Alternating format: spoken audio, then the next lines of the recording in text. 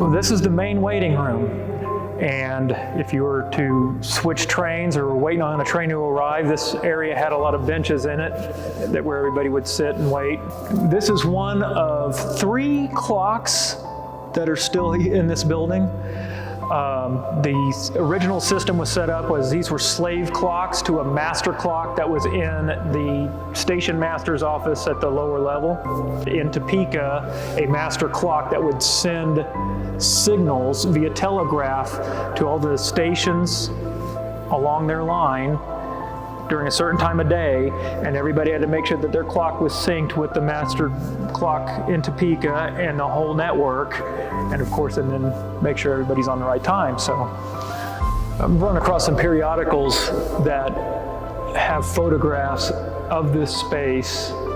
I believe they're National Railroad magazines advertising these lights, and these are the original lights. So here we have the Harvey House, the restaurant space from the main waiting room, and it has these properties almost as if this play of mass and void, and it gives prominence to this space.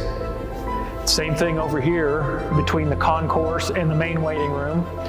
Even this ticket office with the station master office upstairs is an isolated mass building, if you will, within the grander building.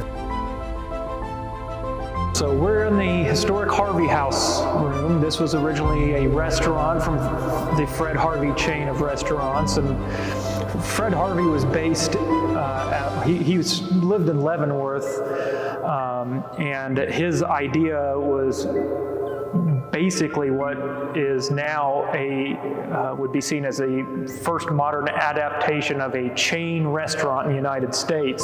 So this is the only part of stained glass in this building. Most of it's just is the clear glass, but here in the dining area, I mean, the stained glass does a couple things in addition to it looking neat, but it also blocks out a lot of the direct sunlight in here for the diners, you know.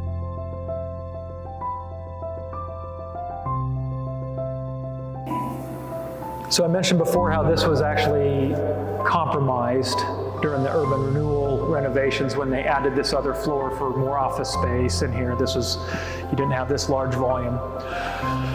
That floor went all the way and attached to this wall and compromised a lot of the original plasterwork, a lot of this rope detailing that you see here, and a lot of this was restored.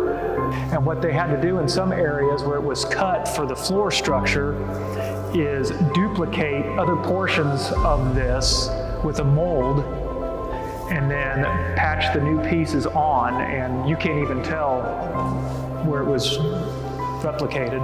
Most of this terracotta that you see here this is the color it was.